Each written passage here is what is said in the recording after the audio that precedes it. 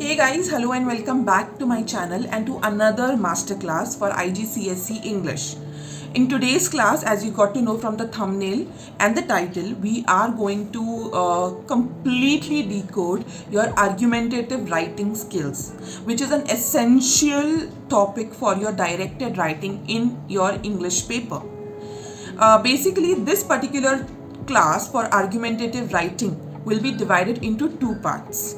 So this video is going to be your part 1 and the next video that will be released tomorrow will be your part 2. Okay, so let's get started with the class without wasting any time. Alright, so as you all can see on my screen, I always tell my students to get a notebook and a pen to take notes, because what I show on my screen and what I speak, you have to make a note of it and note it down. When you write, you tend to retain it for a longer period of time, whether or not you come back and read it or not. So writing is important to retain it for a longer period of time. Secondly, you have to make sure that you sit in a distraction-free room. A completely distraction-free room is very important so that you can focus for next 20 to 30 minutes for this particular class. Starting with the learning objectives for today's class. So what we are going to look at in today's class is first of all, what is the major difference between the persuasive writing style and argumentative writing style. Argumentative writing style umbrellas under persuasive only, but there are certain small nitty-gritties that we need to be taking care of while writing an argumentative essay. Secondly, we are going to understand the structure of argumentative essay with respect to your IGCSE examination. Third is, what are the techniques to introduce your introduce your argumentative essays. Very important. Okay, we have covered these. And then last is the techniques and rules to write an argument.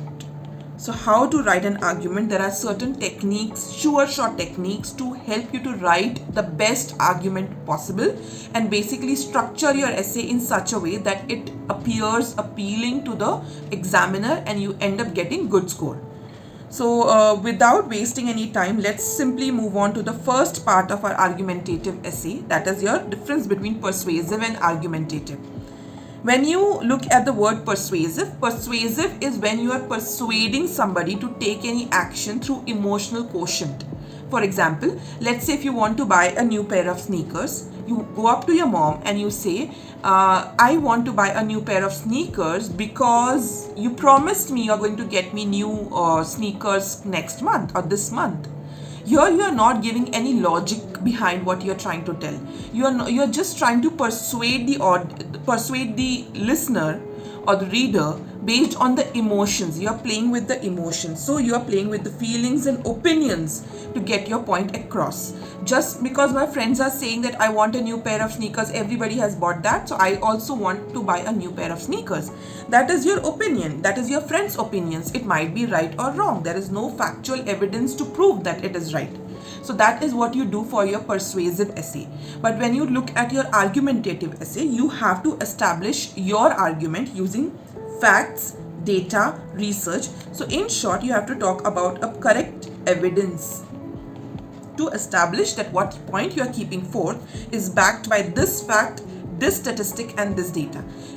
Taking the same example, let's say if you walk up to your mom and say that, I need to buy a new pair of sneakers, but instead of giving her the example of what you gave before, you say her that, you need a new pair of sneakers because the older ones are short for you, or they are off season, the season has changed and you need to get another one for the new season, or you're going to play for a certain sport, so you need to buy a new pair of sneakers for that.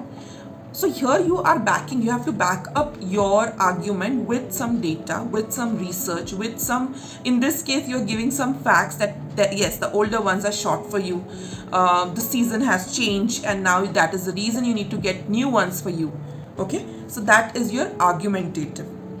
You can use emotions to get your point across. Yes, in persuasive writing, you have to use emotions, you have to use opinions to get your point across. But in argumentative writing, You must analyze informational text to generate a thesis statement. So whatever text, now what is a thesis statement in this case? That I want a new pair of sneakers. That is my thesis statement, isn't it? Similarly, in argumentative, you should establish a thesis statement that you are trying to achieve by writing that particular essay. You are putting forth the argument, the counterclaim, and you are giving the facts and evidences to support your argument. In persuasive writing, the writer attempts to persuade the reader to change his or her mind or view and agree with the author. However, in argumentative, you are trying to change the mind or reinforce what you are trying to say by addressing a counterclaim. What is a counterclaim? Now, let's say in the same scenario, you first decide that what are the responses your mom can give you. Like, for example, okay, last month we bought a new we would spend so much on dresses. I'm not going to get you a new pair of sneakers now. It's too much. It's too expensive. So that could be one counterclaim that you should be planning. That is a claim that your mom can make, and then she can deny your request of getting you a new pair of sneakers. But before you analyze that what can she say, and then before she could say that, or while she say that, you have the answers ready with you, or the argument ready with you. Those arguments are nothing but your counterclaim. You are claiming to whatever she said. You are counterclaiming to whatever she said. Also remember, in persuasive writing, you have to present does not present opposing views, but in argumentative writing, so in persuasive, you're just persuading. You don't have any facts. You're not backed up by any facts or figures. You're not backed up by any statistics or data. So definitely you're not going to put forth the other person's point of view. You're just trying to convey your point of view using the emotions and the feeling. Whereas in argumentative style, you are backed up by facts and data, and you are going to talk about it. You are going to show the facts, evidences, and then persuade the audience to take some action that you want them to take. Alright, I hope this slide is very clear to all of you. Now moving on to the next slide, that is your structure. So how your structure should look like. Okay, now pay attention to this side. Okay, I'll just zoom it a little so that you all can see it better. Okay, I'll just put it this way. Alright, so when I talk about structure, first very important thing is your introduction. Now what is important in introduction is grabbing attention. Very important. Grabbing your reader's attention. Okay, so let's understand how your essay is first divided. So you have how many parts? 1, 2, 3, 4, 5, 6 parts, out of which the first and the last is your introduction and conclusion. Second and the 3 paragraph you will put forth your argument, and the 4th paragraph is your counter argument. Okay, now let's understand how you are going to address each and every paragraph to establish a smooth structure to your essay. First very important part over here is your introduction should grab readers' attention. If you sound too boring in the introduction, definitely nobody is going to read your essay till the end. So you have to, it can be an article, argumentative article as well. So nobody is going to read your article till the end. So you have to establish or grab readers' attention. Okay. Next is identify the subject or the thesis statement. Provide some background information, and one more important technique I would say, that do not directly come. Of course, you will establish a thesis statement, but do not directly establish a point. Do not directly establish a point. Okay, very important. So end your introduction with a thesis statement, but don't give it so upfrontly that the person will come to know in the first paragraph only that what you're trying to convince throughout, very bluntly. Instead of that, try to put a rhetorical question or something which will try to persuade the audience subconsciously.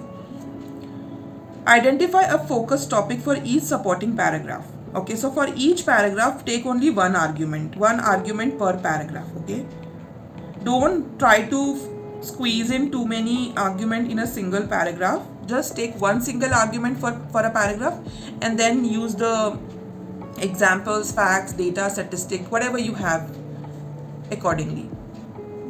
Alright, So provide strong supporting facts and information to enhance your argument. Be as specific as possible. Very important. When you are giving the supporting evidence, don't try to give evidences which are not relevant to what you are talking about. Be specific to what topic you are discussing or what argument that you are talking about in that specific paragraph, and then only pick those evidences. Identify the topic of each supporting paragraph before you start writing your essay. Very important. Now this part comes in the planning part only. While you are planning, you are going to plan using this structure given by me. And for introduction, what are the points that you are going to write? For supporting para 1, 2, 3, 4, so on and so forth. What are the points that you are going to cater to? At least briefly write down the main points of your paragraph, so that it will help you to establish a good flow to the argumentative essay. Now very important here is you can use transitional or linking words to establish a smooth flow in the structure. We will look at it later as we go ahead with the class. Identify 1 to 2 alternate perspectives and discuss. Now here, counter argument, you have to identify 1 to 2 alternate perspective. What I generally tell my students to do is you have to write down all the perspective that is coming to your mind, and then pick the ones that is very, very strong, and you can choose that for your counterclaim or your counter argument paragraph. So you can just list down like 3 to 4 perspective in your planning, the counter argument, and then choose the one which is the best one and use that to write a counter argument. Gently refute these alternate perspectives. Gently, how will you do it? Gently, by giving some example and evidences. Of course, you have to show that you are unbiased, Of course, unbiased emotionally, emotionally you are unbiased, but because you have so and so facts and figures right in front of you, you are supporting this facts and or evidences. Show that you are knowledgeable about and respect alternate perspective even though you believe them to be incorrect. Alright, last is your quick conclusion, quick recap of the broad topic. Please don't repeat things in conclusion. No need to repeat any argument in conclusion. You have to persuade the audience to take action. So conclusion should be persuading your audience to take some action. Simple as that. I hope I am very clear with this particular slide. I would want you to pause the video here, take notes, and then we will move on to the next slide. Very important to take notes from this slide, whatever you have learned. So pause it here and take notes. Okay. Alright, now coming to the next part, that is your introduction. So whenever you have to introduce an argumentative essay, it can be an article, a letter, whatever it is. First important thing is attention getter or a hook. I generally recommend, there are multiple ways you can hook your audience. You can use rhetorical questions, you can use anecdotes, you can use some real life example, etc. And you can use some quotes also, some famous quotes. Okay. Now, what is my personal technique to do that is use anecdotes or real life example in a dramatic way. Because of course, when it must have happened with you, if it's an anecdote, it won't be as dramatized as you have to use and play with the language to make it look dramatic. And then to grab the attention of the audience. Real life examples, again, when we talk about that, you have to make it look dramatic, make it look interesting, make it look funny, make it look, it can be a horror, it can be funny, it can be some suspense that you can create. Something which will, see, generally it's a human tendency when there is a suspense, when there is some fun, when there is some humor, we tend to get hooked to that reading. So those techniques you can use to dramatize your writing, your anecdotes or your real life examples. Quotes are the last thing I would choose. When everything in the world is done and finished, I will choose quote. Preferably, I don't choose to start with a quote. I don't like it. That is my personal choice. But yes, you have a choice. If you can write it in a better way, of course, you can go ahead with that. What are rhetorical questions? When I say rhetorical questions, they are the questions which has obvious answer. For example, you should study hard to get good grades, isn't it? Is there anybody in the whole world who would say no to this question? No, these are rhetorical questions. So this way you try to tell the audience subconsciously or subtly that you are correct. The audience might feel that I am agreeing to whatever he or she is saying without even being forced to do that. But here certainly you are using a question which has an obvious answer, and definitely there is going to be no other answer to that question. Secondly, position claim statement. Of course, whatever you want to persuade the audience to do or the reader to do, position that part. Optional, preview sentence. Preview sentence is basically, as I told you, don't get to the point directly. So do not get to the point. Don't make it too lengthy also unnecessarily. It should be maximum 4 to 5 sentences.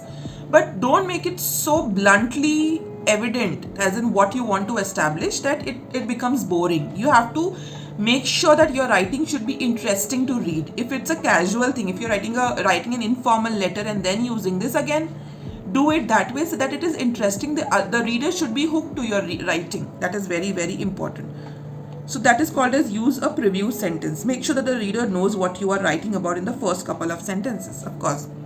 A general idea of what is going to be the topic about and what you are going to write about is very, very important, which you will establish through your first 2 sentences and stick to that.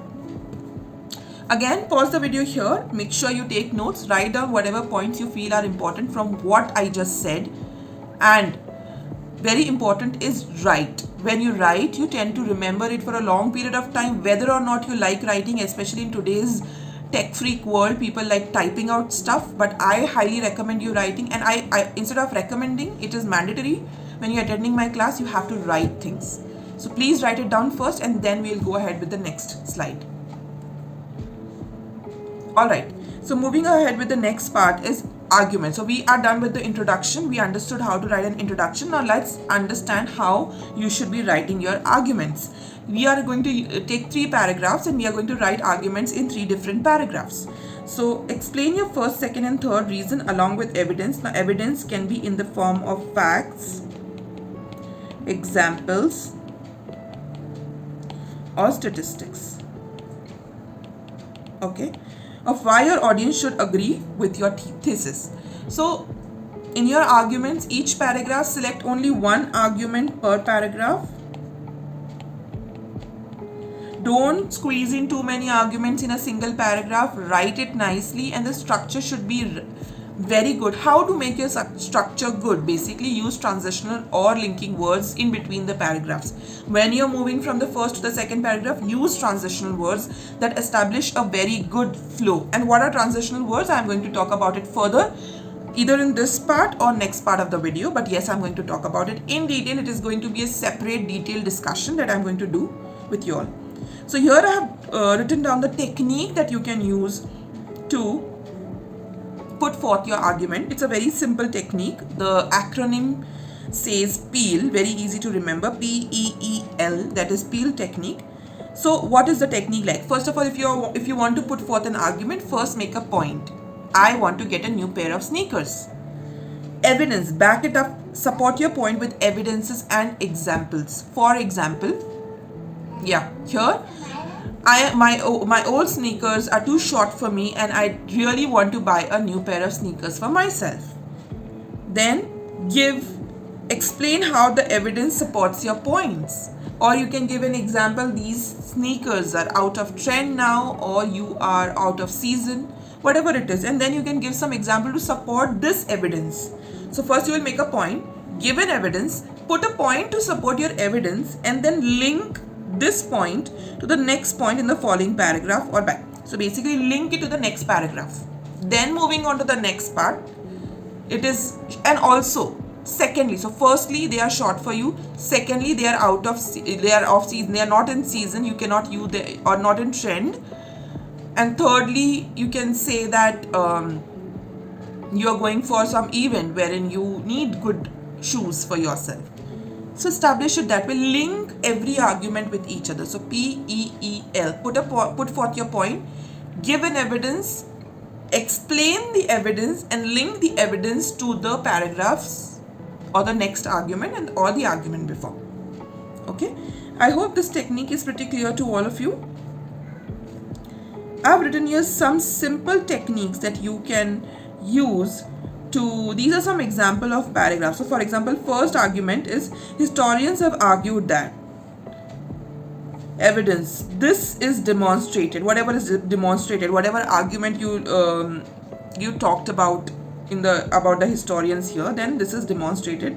It can therefore be argued that. So these are simple templates, I would say, to write to establish a nice flow in your paragraph. I'm going to talk about between the paragraphs later, but I have given some simple templates. So first put forth your argument, then give an additional argument, okay, which is relevant to this, the first argument, and then these are the words you can use. For example, evidences, okay, this is demonstrated. Here you're giving a fact. Source X shows statistics. From my own knowledge, anecdote. This is supported by. These are the sentences you can use to establish an evidence. Then going ahead, explain. This means that. It can therefore be argued that. This suggests that. This shows that. This leads me to believe. So after showing your evidence here with using this template, you can use this particular structure or writing as it is to start your explanation to the evidences, and then you can link it to the other arguments. We therefore can see it is clear that the most important factor is, in conclusion, it is essential that. Here in linking part, you are going to link, okay, you are going to link whatever you said to other arguments that you have put forth in your essay. Let's look at an example. Okay, can you see my screen now? So first of all, removing wild animals from their natural habitat is incredibly cruel. Now here it is your argument. Okay, then when kept in captive, these beautiful creatures become bored and lonely, often leading to a condition called zoochosis. Animals suffering from zoochosis begin performing anxious repetitive acts such as rocking back and forth, swaying, grooming them excessively, and vomiting. So these are what your evidences. You talked about what they do. So this part, establish your evidence. Then you are doing what? You are explaining your evidence. How would you do that? Here, conditions such as this clearly demonstrates that wild animals belong in wilderness, not in restrictive prison-like enclosures. So this is your explanation to your evidence. And here you are linking it to the next one. Animals must be freed from zoos now so that this terrible sufferings and mental torture ends for good. So here it is the other one, that first you are establishing that this is your first argument, and you are linking to the second argument that you have put forth, that they should not be kept in captivity. I hope I'm clear until here. I would want you to pause the video right here, make a note of whatever is there on my screen without skipping a single word. Pause it right away, take notes, then you can resume and start with the further part.